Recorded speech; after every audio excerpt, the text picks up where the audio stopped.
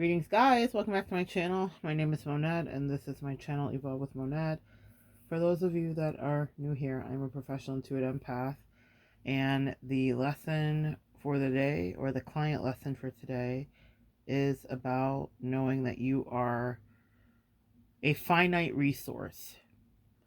So often we are taught to give of ourselves, and we give and we give and we give. And I pay a lot of attention to this in my life because my time is now broken up into pieces of the day in order to work with clients, in order to be there for my friends and family, my loved ones, in order to be dealing with any kind of business matters, whatever we have to deal with. And some days you can, keep your head under the covers, but most days, what are we as adults? We can't do that, right?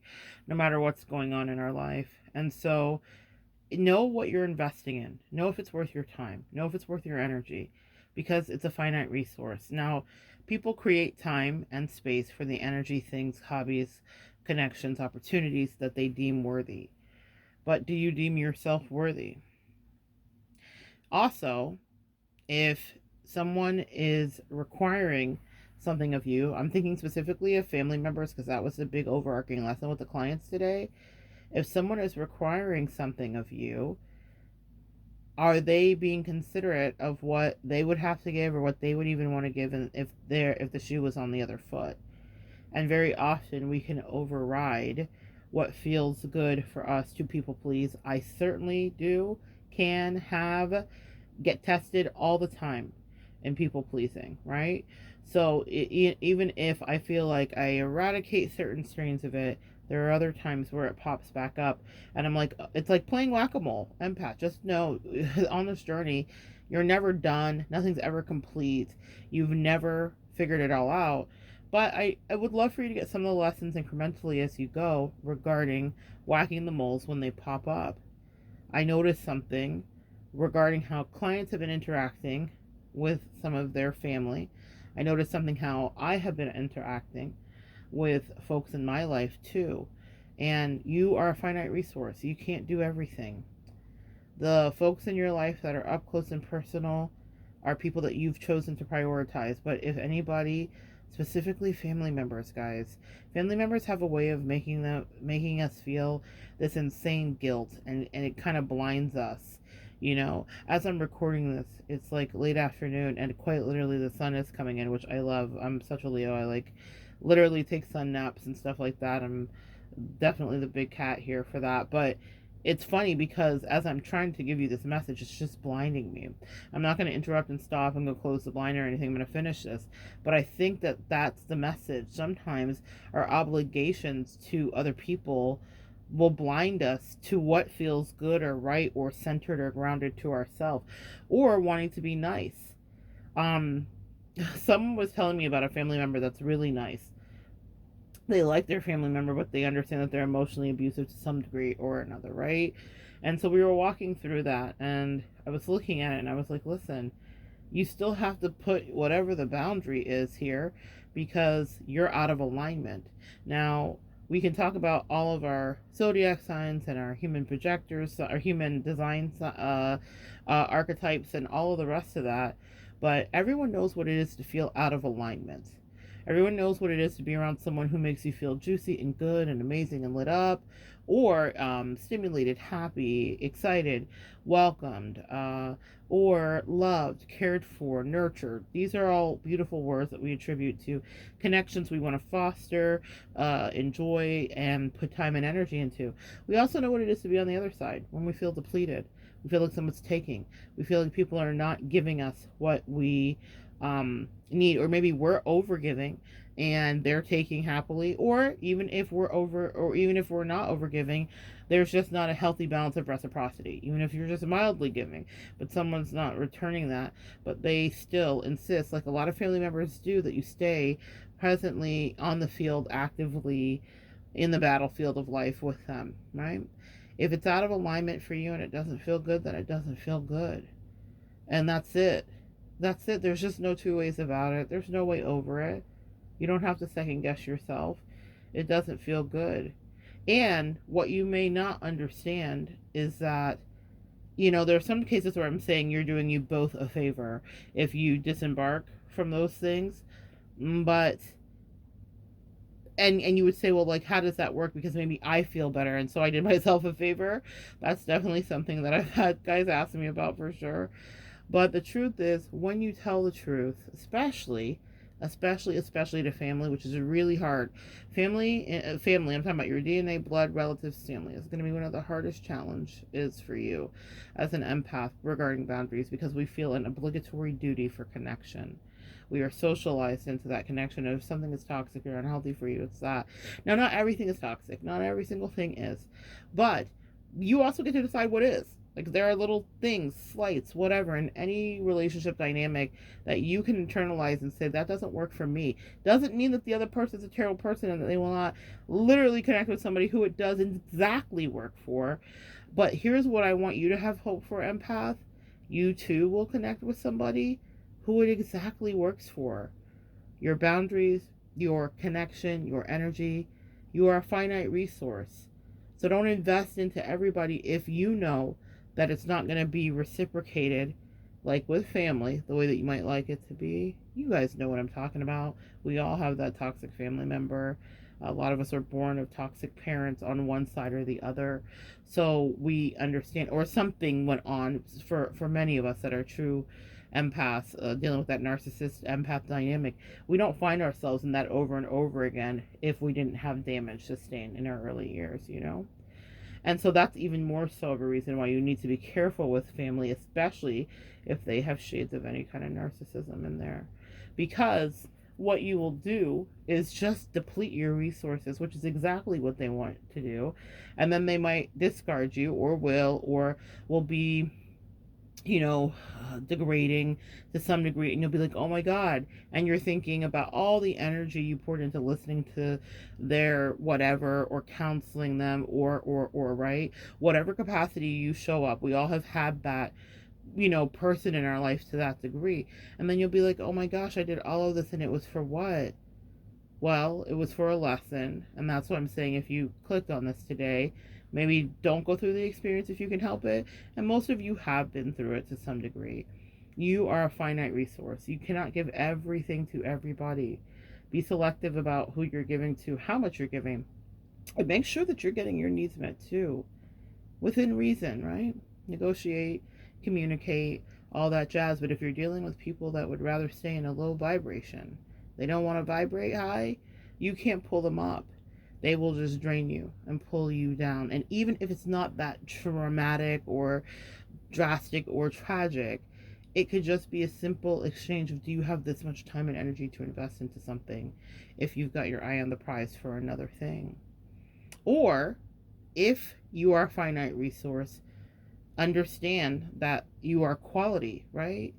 You are quality. They are quality too, even. It just might not be that you guys are quality to enhance each other's lives. And in the family case specifically, so that's relationally, right? In whatever dynamic. That could be a friend, that could be a lover, that could be anybody, a coworker. So those ancillary friendships. So when we're talking about our connections with our family members, you are a quality resource, and people understand that. I want you to understand that about yourself. You offer a lot, you give a lot, and you are calming just in your presence. Even if you are rife with all of the things, right? I don't know too many of us here that don't struggle with varying degrees of our own anxieties, issues, depressions, second thoughts, insecurities. Welcome to life and humanity. But we just have such a small time here on this earth, just such a short time. And I want you to really understand that life is not promised. And we are all lucky. We just made it through a pandemic. A lot of us have made it through losing people during that pandemic. A lot of us understand that life is precious, and that in the blink of an eye, we could be living in like an apocalyptic, like, nightmare hellscape overnight. We just did that. I know it's like dramatic, right? But it is. And what I went through, for those of you that are new here, I had a lot of medical stuff in the last year and a half that just totally changed my life. And I'm so grateful for it, because it changed the way that I connect. and it changed the way that I love. I've always done it with purpose and intention, but now I do it with a sense of urgency, understanding that I am a finite resource, but also understanding that life is short. Don't waste time um if something is not fulfilling you and you're not in alignment. Relationships of all kinds are in our life to be mirrors to help us grow and learn, right?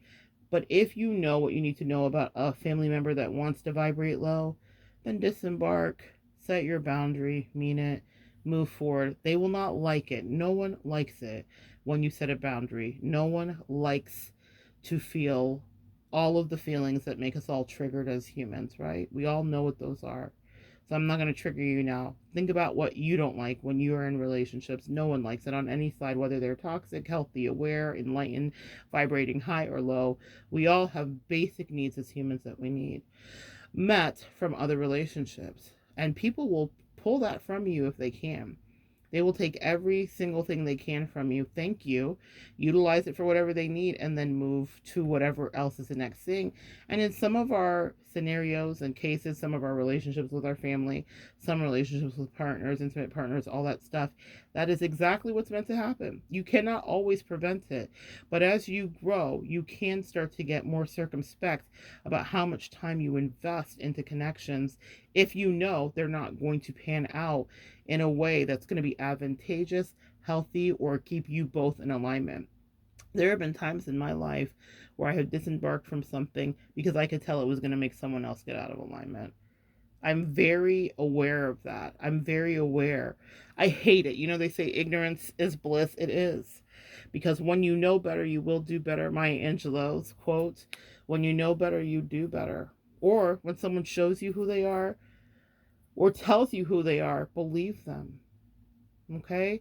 Now, some of these people that have been in your life, guys, have been there for years and years and years and years. They're fully entrenched. You grew up, you know them your whole life, specifically for the family member clients. You've known them your whole life. And so you know their tricks, their games, you know their personality, hiccups. I want you to understand something about us all, including you, empath. We are organisms, yes? And if you guys watch the behavior panelists, one of my favorite quotes from them is, when you're deciphering body language and human nature and behavior, the organism does what makes or what has made the organism successful. The organism does what has made the organism successful. So if someone is used to getting a certain level of energy out of you, and they're used to farming and mining that energy out of you, and it doesn't have to be reciprocal, or they can drain you completely, then you're exhausted at the end of the night. You're going back to your kids and you're going back to your life, and you're trying to like put everything together, but you're exhausted and drained by like that one friend that like it is like a coworker. Like this happened specifically with a client, a coworker calling, talking about her crap relationship that she didn't really want out of. What she wanted to do was emotionally masturbate. You are a finite resource, empath. Do you hear me? Don't let anybody emotionally masturbate with you. If you both aren't edifying each other and up leveling and sometimes maybe even commiserating, because not all friendships are just going to be kumbaya and spiritual chat, right?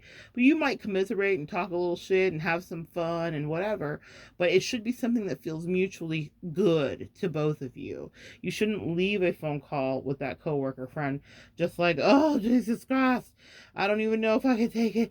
Something's always wrong. If something's always wrong in somebody's life, that's a huge red flag. They see you as a resource to fill them up, but you are finite. You don't have enough to fill up their cup and your cup every single day. And if it's a family member, you're going to have to put some blockages up. You're going to have to put up some boundaries, and you can either walk away or gray rock away or do whatever. And even if it's not that, that's for the more drastic ones, and for this client specifically. Oh, sweetie, I know you're struggling with that.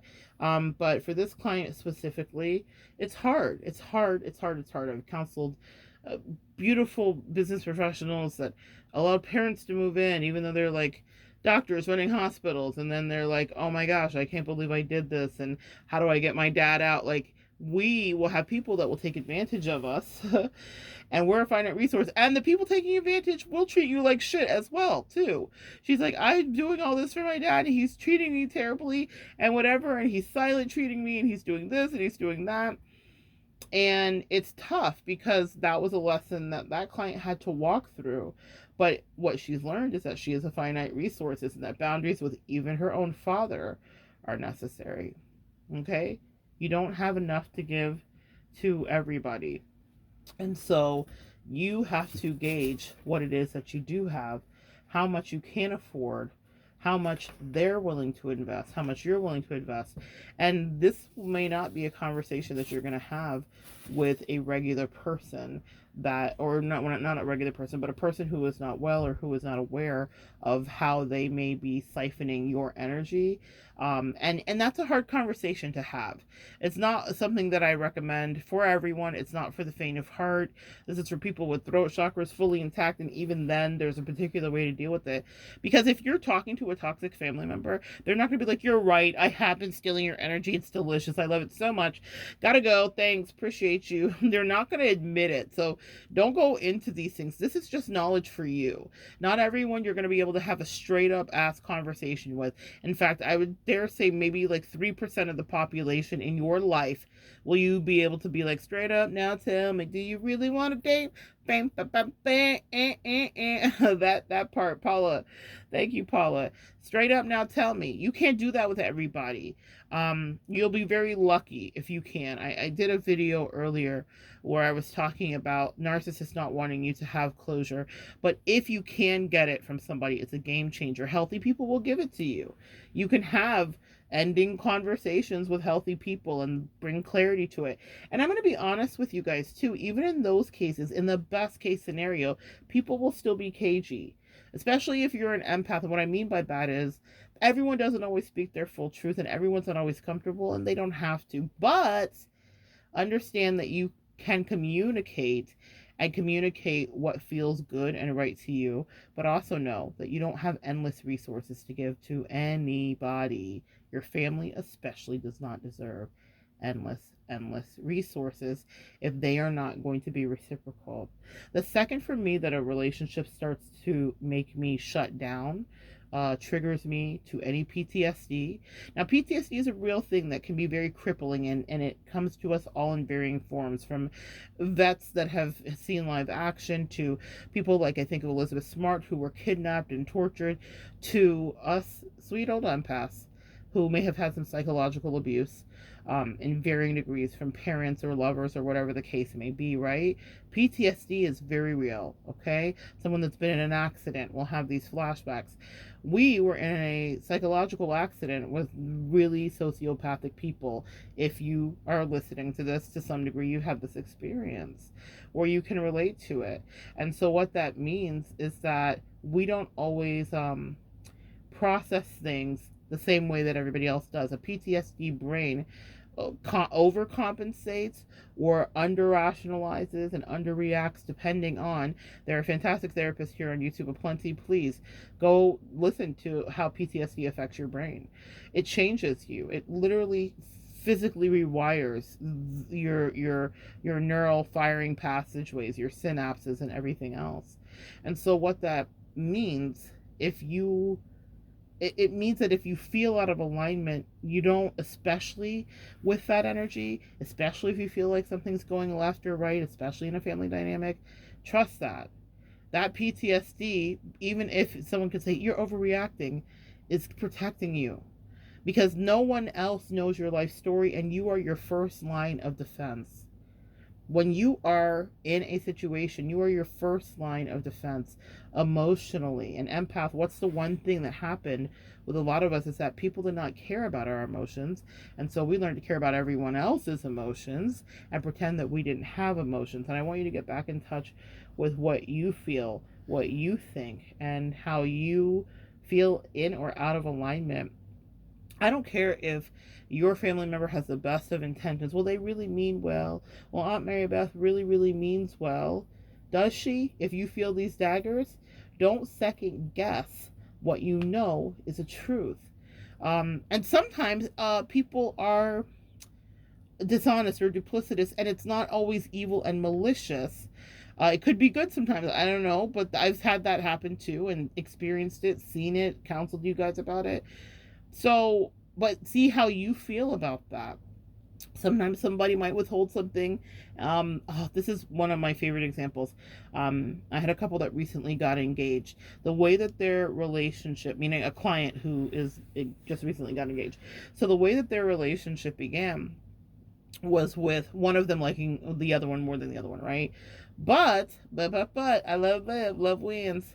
Um, he knew how that she had some damage.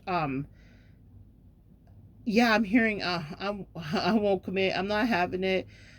Be a bad girl. I'm channeling Wale and Rihanna. I can't remember that song. Someone in the comments will say what it is.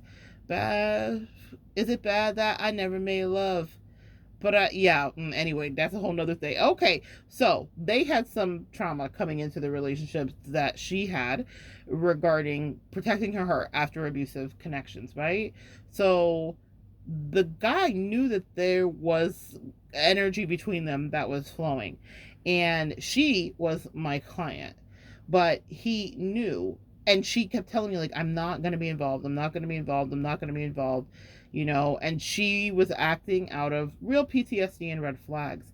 She was out of alignment with him because she was out of alignment with herself. Does that make sense, guys? Sometimes we can be out of alignment with ourselves too.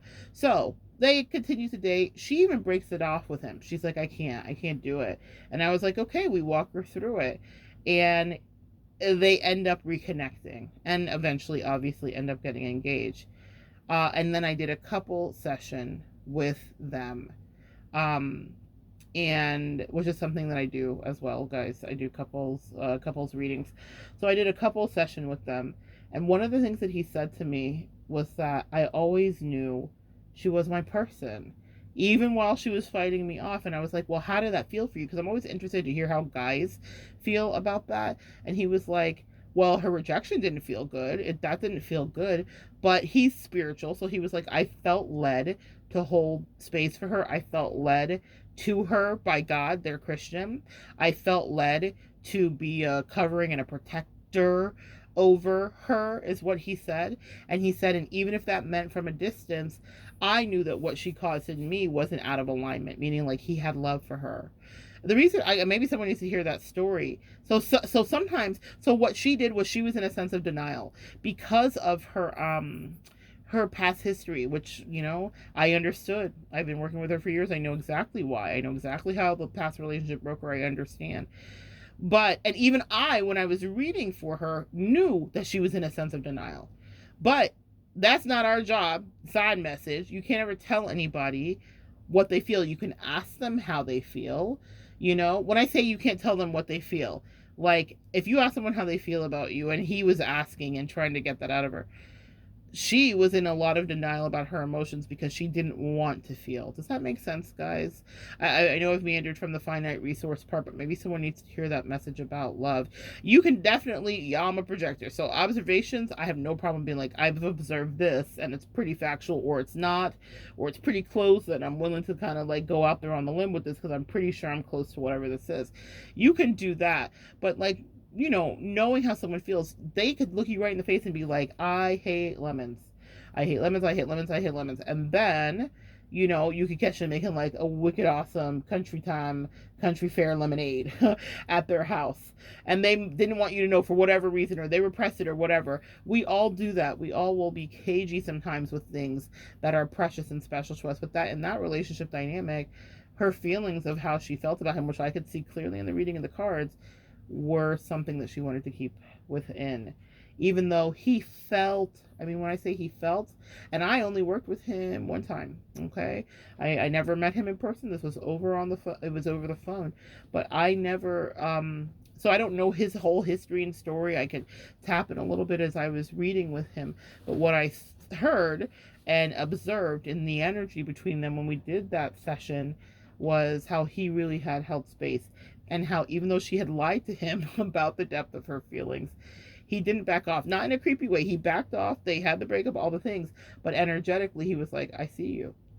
So sometimes we will do that. We are duplicitous as humans. Everyone is. Everyone does it. Everyone, everyone, everyone.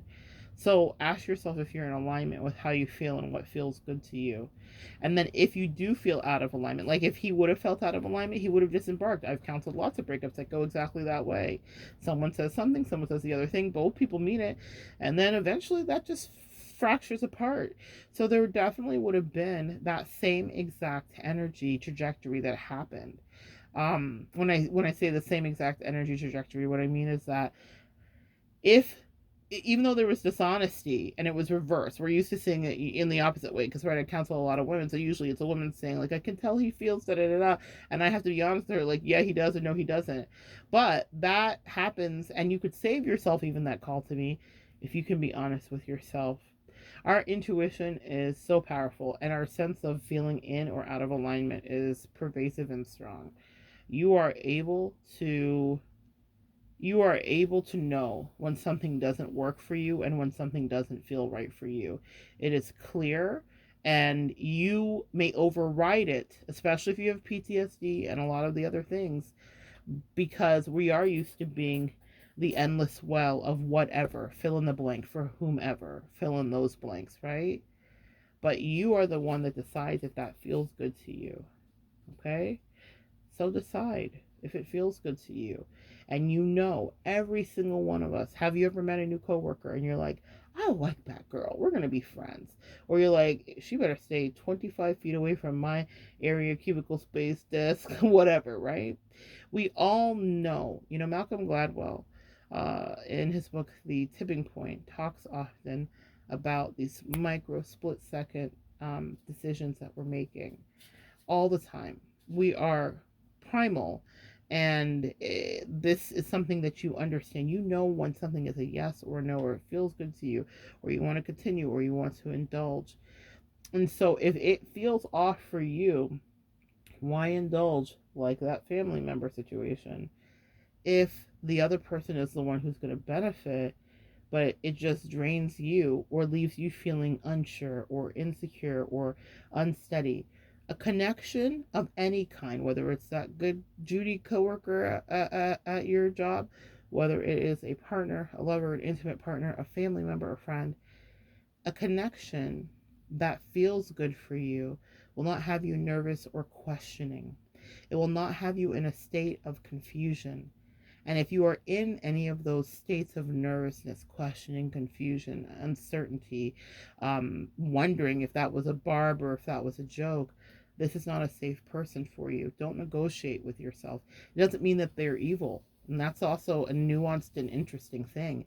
It means that for whatever your signature, your energy signature is, for your finite resources, your angels and ancestors don't want you to invest into something or someone or a family dynamic that is only going to make you, it's only going to double down on making you feel badly about yourself, because it's like a confirmation bias as to past abusive themes that you've already dealt with. So that's why I'm like, don't invest that time. I've counseled, especially younger girls in their 20s that are like getting every sign from the F boy, right? But they're not listening. And they're not listening not just to what the F boy is or isn't saying, they're not listening to what their gut and their soul says. When you are, quick message from my young daters here, when you are attracted to somebody, you know pretty quickly, right away. It doesn't take a long time.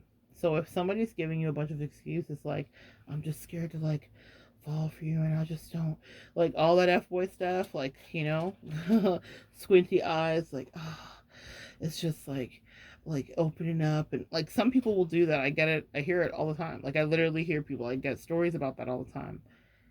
How do you feel in that moment? If you're in your 20s and you're dating and you found this and you're listening, hey Natalie, if you're in your 20s and you're dating and you found this and you're listening, how do you deal with that when you know that something's off, or you know that someone's not as into you as you would like them to be, or you know that they're not giving you back the same energy, Something is off. Why do we override that? I don't. And I teach a lot of women not to. I also teach you to be, to some degree, reasonable, right? It's not to say that immediately you're like, get out of here. I set up a system for myself of observation, but an observation in threes. And if someone does something three times, I don't even address it with them the first couple of times. I will address a situation and be like this, that, or whatever. But I'm not like going deep into the annals of my PTSD. I'm just watching them. And if they're on some fuckery, your body and soul knows it. You pick it up, you hear it, you feel it, you know. But what happens is, especially with my younger ones, sweet girls, what happens is that you will get attached to the energy, especially if there's a sexual connection, right? Our cervix is connected to our heart chakra. You will get attached to that connection. You don't want to let it go, and you don't want to open your eyes and ask a question about the yes or the no because you're very attached. And I get it. That's also, I think, part of growth. But I also counsel women that are in their 50s and 60s that struggle with this too, right? We, depending on what level of abuse we've been in, some of us will overcorrect and some of us will be disconnected completely, right? So we can be on the extremes. But especially for my younger ladies, pay attention to what is being said and mostly how you feel, because sometimes the F-boy won't say much and you'll just have to like figure out and navigate those intuitive waters and see, does it feel good energetically when you touch, or when you connect, or when you communicate, what isn't being said. And if you're anxious and nervous, you're and in your head, to any degree, I don't care at all, to any degree, that is not something that's going to make you feel safety. That relationship is got you out of alignment, because alignment feels safe.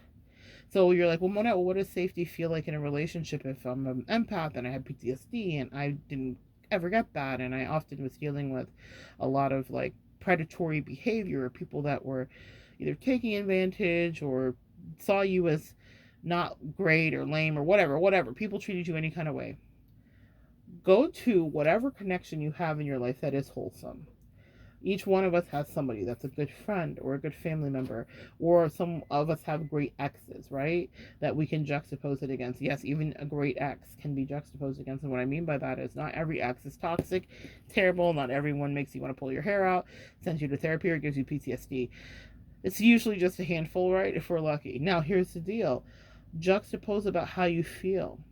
So if you can be around someone, because some of us are so out of touch with what alignment feels like, you might need to hold it up against something else, okay?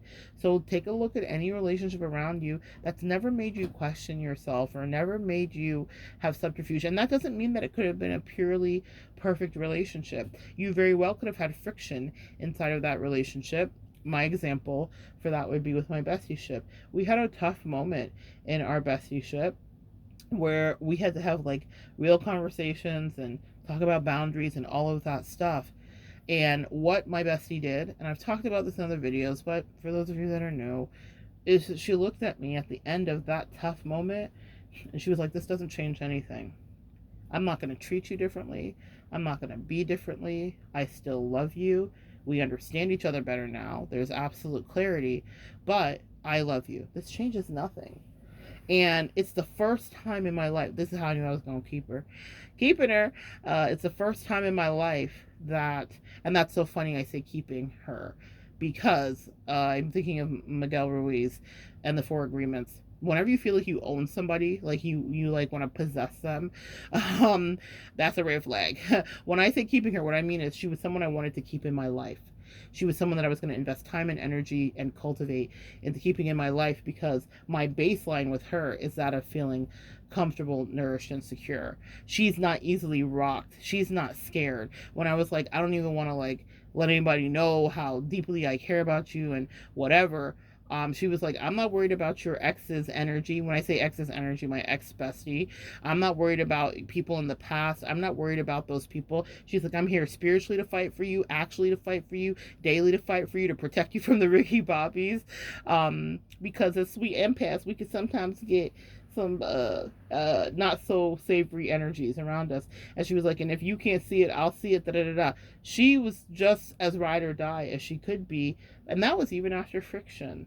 That was even after a moment. That was years ago, but still, We had it. And it was in that moment, when I say keeping her, that I realized this woman and I are in alignment. I feel in alignment with her. Meaning, I very, very, very, very rarely, if ever, feel out of alignment. She gives me time, space, energy. She gets my weirdness, my moods, my antisocial behavior, because I need to when I say antisocial, it's that, but it's definitely like I need to regenerate personally. Maybe you guys are different. It's nice to be seen and understood by somebody, right? Like, I need a lot of time away from people. People's energy is a lot for me. That's just me and the work that I do. I work with people all day, so I decompress a lot. And so any friend in my life has to understand that. It's important for me, very important. But what is important for you? And that's what alignment felt like for me. So every relationship doesn't have to be like my besties. Every relationship won't be like that. But the baseline that I hold it up against, and what I would advise you to do if you don't have a lot of positive relationships, is find one, because we all at least have one or two or three if we're lucky. That is good. Where I realized that this is what it feels like to just be loved. In all the years I've known her, I've not been out of alignment, and I have not been confused, and I have not had questions or wondered where we stood at all, ever. And if I ever did, it was a question I could say to her, ask her directly, and clarify. If I felt uncomfortable, I could say it. If I was tired, I could say it. I could be myself. If someone is utilizing you, more than likely you're not able to be yourself with them, because you always have to be strong. That's one thing I don't have to be with my bestie, is strong. Ever. I can be vulnerable. I can be a hot mess. I can be a pile and puddle of tears.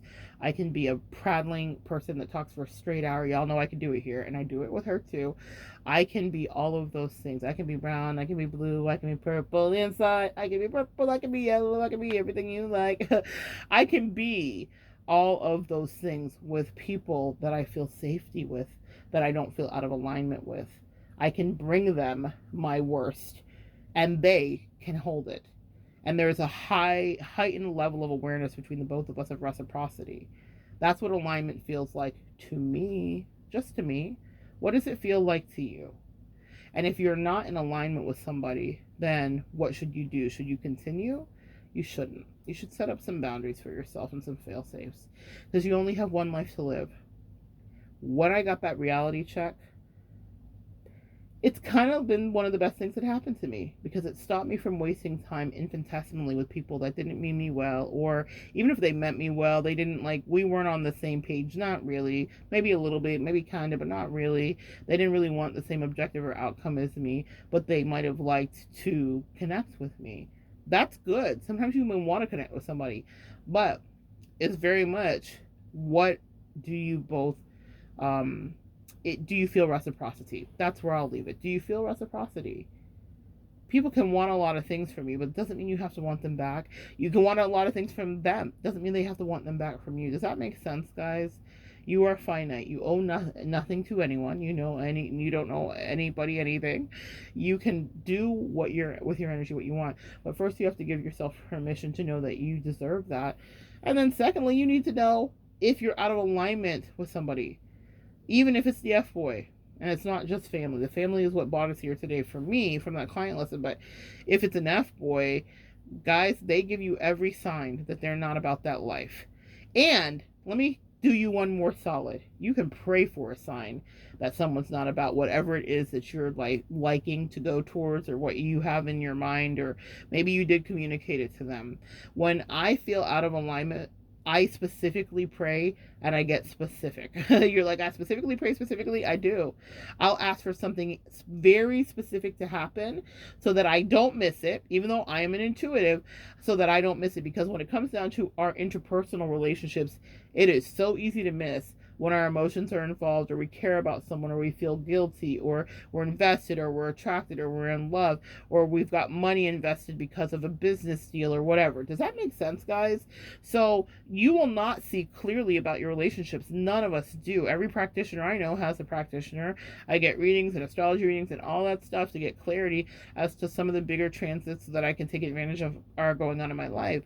But I'm telling you, it's going to be so important for you to know for yourself what the truth is, and what truth feels like, okay? From whomever. And give yourself permission to kind of be in that exchange of asking um, what you need. Because and standing on that, and standing on that, and not overriding because you want a certain outcome. That's one thing we will do, right? We'll want an outcome, so we'll squeeze our eyes tight shut and be like, this isn't happening, I don't see this. You need to see it, because it will save you so much time. I don't know what my point was a minute ago, but here's what it is now. It'll save you so much time, and you don't have much of it. I'm not trying to scare you. Life is short. It goes over like that. I've been watching all of these shorts that have popped up about all these Hollywood starlets and the life that they lived in. I'm looking at these radiant, beautiful women from Maryland to, Jane Harlow and all these other just gorgeous, gorgeous women that were just iconic. And they lived their little life, and they made their little splash, a big splash for some of them, and then they're off this earth, and they're an older woman in a confessional telling a story, or they're a woman that's in a grave that we're talking about. That's life, guys. I was like, sorry to be so macabre, but you need to understand, like, if you don't want to listen to that coworker talk all night, girl, don't do it. Unless you get something out of it and you really enjoy that coworker, right? I cannot speak to what your relationship is. If that F boy is sending you clear ass signals that they're not that into you and that they wouldn't choose you, and that they listen, if anybody's taking a long time to choose you, like a really long time and an unconventionally long time to make up their mind, and you can juxtapose it against their other behavior or what they might do or what you might do in a different situation, that's your answer. You're like, Mona, that's really harsh. That's hard. That's a hard pill to swallow. It is, but it's a pill I swallow often. I don't play mind games with myself. People will play them with you by accident, on purpose, out of being the organism that was always successful at doing that in other capacities and ways. That doesn't mean you have to do it to yourself. And I would implore you to not do it to yourself, because life is short, because of Maryland, because of all those starlets that lived here, that burned hot and bright, and then it was gone. Halley's Comet comes through. It's a moment. Don't play. Our life is that. It's a moment. Don't play for years. Girl, y'all, ooh, y'all, I had a situation. Your energy is finite. I had a situation where an ex recently spun the block. I didn't think it was going to happen, but it did. And when I saw them, it was that moment of like, this is an old ex, but when I saw them, it was that moment of like, oh wow, like, like, I didn't feel like they aged well. I didn't feel like they looked healthy. Like, I don't know. And y'all know I have my own health problems, so I wasn't being a hater, but just, the look. You know how we can run it at an ex and be like, oh, it doesn't look good. It doesn't look good. So I had that moment, and I thought about how much time and energy I had invested years and years and years, y'all, into a person that I wouldn't even look twice at today. Like, I can't even remember why I liked them. Does that make sense? Or why I thought they were attractive, or why I thought they were worth me overriding the F-boy signals that they gave. Does that make sense? Why did I think that that was okay? Or the F-girl signals that they gave. I overrode it. And now, when I read into them, I was like, oh, you're basura. And I'm sorry, y'all, but that's it. Like, I was like, you were a teacher and a lesson. I was never supposed to spend that much time with you. That's one of my favorite takeaways from this, from any of those exes or whatever that I have gone through personally. I realized I was never supposed to be there for that long. We were not supposed to have a multi-decade relationship. That was nonsense that I did out of my codependency, out of my people pleasing, and out of my refusal to hear my intuitive internal self when I was out of alignment. What I will do on here always is tell the truth and tell it faster. And I will tell it about myself too. I was wild. This person didn't put in anything, hardly anything. They took happily, as people that are takers will do, and moved on happily when they were ready to, in whatever capacity and way. Does that make sense, guys? So that the reason that I'm so adamant about this, and I don't care how good of a business deal it is, how much money a client makes, doesn't mean I don't feel a way. Doesn't mean that I don't have a few days where I'm like, fuck, that one hurt. But if a boundary has to be set, set it shall be. And if someone is not engaging in reciprocity, it has no intention to, and if there's any bit of like continual perceptible sneakiness or duplicity, I'm out. You know, they say on Shark Tank, they always kind of make fun of Barbara. She's like, I'm Barbara, and for that reason, I'm out. Well, I'm Monette, and for that reason, I'm out. I don't even negotiate with it. But you know why? It's because I juxtapose it against the narcissist that I spent that inordinate amount of time with, trying to see a different reality, help them to see a different reality, and they were a merchant of chaos. Anytime I feel confused, that's a baseline of alignment for you to discern with. Anytime I feel confused and I'm like, well, I just said this thing very clearly. I've communicated consistently the whole time. I have made my intentions and my agenda and my outcome expectation clear as day. That's one thing you should practice if it's not your strong suit, but it's something I do. Even if it's uncomfortable, I'm just so crystal clear about what I want, what I think, what I feel, how I see this, how I see it going, how I see it not going. Do I want to talk to that coworker? Is my family member doing the most? I set boundaries even if it sucks. But in that moment, you set it, and if you're setting all those boundaries, that you're being clearly communicative, and you feel like we talk about skirts before here on the channel, which is where you're like talking to someone and they're not really saying anything, but they're saying words. It's word salad, you know, is what it's called. I've been skirted in cursive before too, so that means that it was very pretty and very sweet and very nice, and it didn't feel dangerous, but I knew I still wasn't getting clarity. And so if I gotta regroup and ask for that over and over and over, that's it. That's the out of alignment. It doesn't mean that that person is bad. It means that the organism will do what has made the organism successful. Empath, we are not going to fix everybody. You know, what does Drake say? We used to save holes with a mask and a cape. Now I'm like, nah, love, I'm good, go away. That doesn't mean you won't invite them in to try to save whatever that coworker is, whatever that ex-bestie is, whatever that F-boy is. We all have tried to save, for all have sinned and come short of the glory, right? We all have tried to save someone, and it doesn't mean that your saving days are over. But I'm going to say to you, some people want to be saved. Some people want help, emotional help, intervention. Some people will take your advice. And the reason that I was able to get out of being bitter with giving away all of my energy and my finite resources to people, like a lot of you guys have been in the trap of doing, is because I realized that I was out of alignment whenever I was bitter. And I was often bitter, frustrated because they weren't listening. And the reason I was able to stop is because of what I do for a living.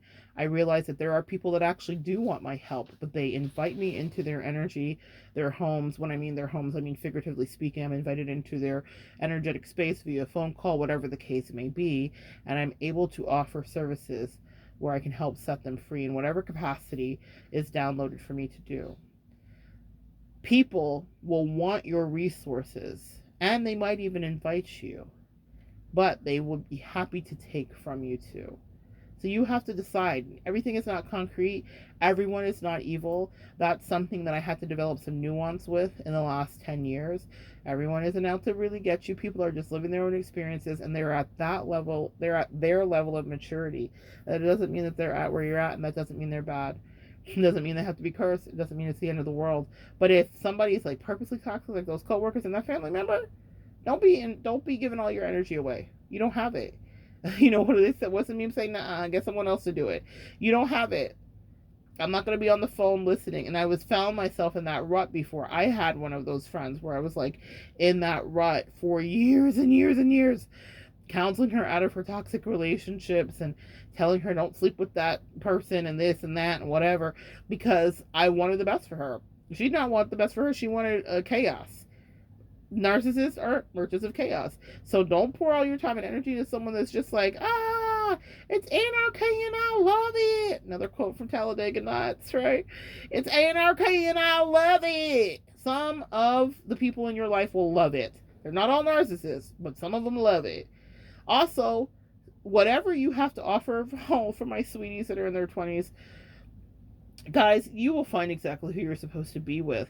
Everyone has their ideal. So think about like what you want. Okay, so for my 20-something-year-olds that are dating, think about the ideal guy you want. What is exactly the aesthetic? and let's say you're dating someone and they're not all of the things that you want, not just the aesthetic, but like your list, whatever that may be, please understand that you will find whatever it is that you're supposed to find, or that can be flipped in reverse. They could feel that about you, you could feel that about them. So if someone is like, let's say the guy you're dating is like, I just love a redhead, it has to be red or it's nothing, right? You're blonde, you could dye it red, but he likes a natural redhead. He didn't tell you that part, but he's looking at your red hair and he's like, oh, that's cool, I guess I could take it.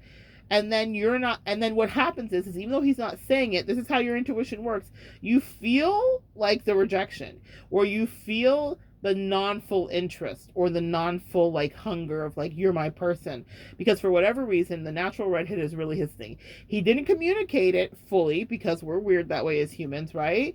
And you're overriding, something is off, but I thought I was like his ideal thing, and you're not. And the reason I'm saying that is because I feel like we then beat ourselves up for not being it. What about the fact, what if you were blonde before and there's someone out there that absolutely loves a natural blonde, has been dreaming about it their whole life, and it's not that simple just down to our features and aesthetics. But what I'm saying is, we often get very upset when we feel quote unquote rejected by somebody, not realizing that there's a better fit for us too, or not realizing that don't they deserve to have whatever their list is. Like, you got to be fair. That's just how I roll. I'm very fair about all of the ways that we connect because I get to see it so often. And I'm like, yeah, it's fair. I wasn't it. Or they weren't it. Or you're not it. Or he's not it. Or she's not it. That's okay. Rejection sex. Ain't nobody love it. We don't love it. But you're out of alignment when you keep trying to force a connection and you know you're not the total package for the person. That's hard. It's a hard pill to swallow. But my God, do you know how much faster you will get into the relationship you want? And you're like, no, Monet, if I walk away, that's the end. No, it's not. You know how many millions of people that are here on this earth and how many lovely soulmates that are waiting to connect with you? Just because you did have an assignment with someone doesn't mean that it goes on for 75 years. And if you're out of alignment, then it's not going on for 75 years. Because when you ignore those alignment tugs and pushes at your personality and in your soul, it will get bigger and bigger and bigger until your feelings will get hurt. That's why I highly recommend getting out of something before your feelings get hurt.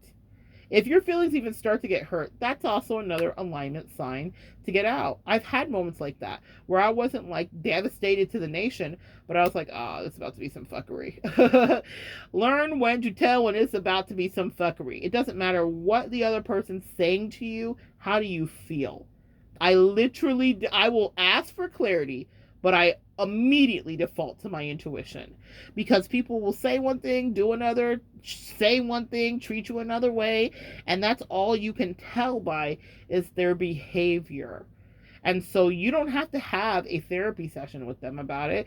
If you're lucky, you can, and I highly would recommend it if you could, but most of us won't get that, especially with an F-boy, right? For my young ones, right? And there's older F-boys too. So whoever's dealing with an F-boy, especially for an F-boy, you don't get that. You got to be sure in you, and you got to communicate that with you. This person said they were going to call me, and they didn't. Or we're going to go on a date, and they stood me up. Or they were going to come over and meet my family, and they flaked. This is the fourth time they flaked. Why are you overriding that? That's powerful intel. And actually, ask yourself how you felt when they flaked the first time. Slighted, ignored, frustrated. How worried were you when you were looking at your phone and waiting and thinking? Like, I counsel you guys through this. I know it's a freak out, right? I've been there. I remember being there in my 20s for sure. So I just don't want you to, and I overrode it just like you. That's why I'm like, girl, if you could just listen. I could save you so much time. And the bonus part of this is I can get you to your real partner faster. If the longer you hold on to these F-boys, trying to turn them into your husband in 75 years and all the rest of it, the more that you are going to regret it when it eventually shatters and breaks, and then you are then picking up the pieces. Now you got a whole new level of PTSD, part of it self-given, because you took on something when you were out of alignment and the person wasn't valuing the resource that you were, and you're a finite resource. So they just were like, let me take everything I can get. And I've had girls call me with this, then they go marry someone else. 5 years with someone in the trenches, then they go marry someone else, and it's because whomever I'm dealing with didn't listen to the fact that that person was giving them clear signals the whole time that you're not the one that I think about all day. You want to be the one. Okay, well, yes, we all, in the beginning of falling for someone, we all think about them all day. But you do want a relationship with someone who values you and puts you as a priority in their life. Okay? And if that's not what you're getting, then it's only going to bring you strife. They don't have to think about you obsessively. We all get out of the honeymoon phase, the limerence, the initial phases, first couple of years of romance. You know how that goes. You do not have to stay there. But your partner should think about you and should care about you and should care about your feelings. And if you're dealing with someone who's straight out the gate inconsiderate, or if they're lying a little bit too much to you or themselves or whatever, then don't ask them too many more questions. Just know it's time to go. And then go pick out what you want and know that you will get it. And don't begrudge them for whatever they get. That's one thing that I always try to send people, even if it's a toxic friend, like the coworker thing, that's like calling your phone and you're like cooking dinner for your kids. And I've had girls talk to me about this, cooking dinner for your kids, and she's just like gnawing your ear off, and then she's back with them the next day, even though you hit her, and like all the things, right? If you're in that situation, you are allowed to cut it off because it doesn't feel good to you. The person that's like that will feel bad. They'll be like, oh, I need more. I need more of your energy, more of your advice, more of this, because you are regulating their emotions. You've become their a human dialysis machine. You are literally transmuting toxicity and energy and poison through their body and doing this heavy lifting. Okay? You do not need that because it makes you weighed down. And if you stay in connections like that, let's say you stay in that connection with that toxic coworker, who's to say that the next coworker you meet isn't like cool and normal and you guys actually form a friendship that lasts you for years outside of the office? But when we have someone in our life taking up space that isn't an exact fit because we are codependent or worried about being alone, they will take up that space. And then you're still going to end up not with that person to some degree, but they will have caused some kind of collateral damage, emotional issues, or PTSD unnecessarily. So don't put yourself in it. Tell the truth to yourself faster. You are a finite resource. You only have so much. If they are not willing to invest the same level as you, get out. And don't be mad at yourself about it. Will you miss them for a bit? Yeah, sure, whatever. And you will move on. And so will they. That's the part that I have to say that's really hard to hear for us. They will too. But I welcome that. Always, for anybody that I encounter personally. If I'm like, oh, we're not in alignment, then I pray for them to have exactly who they want and where they want to be. Or I pray for them to have the coworkers that can listen endlessly. Or I pray for them to have the lever that's going to light them up. Or I pray for them to have the friendship or the family member connection that's going to make them feel fulfilled. It doesn't always have to be angry. But remember, your life is short, sweeties, okay? You're not here forever. Don't waste your time, especially if you have a multi-year relationship under your belt that was fuckery. That's how you know. If any of you guys have a multi-year relationship under your belt that literally did not go any of the ways you wanted it to because you overrode, you were not listening, you were not in alignment, and someone was making a fool essentially out of you, then you no longer have that kind of time to waste. as my poet laureate friend in my head, Drake, says, I ain't got the type of time to be playing with you folks. None of y'all have that type of time. Okay? We're busy.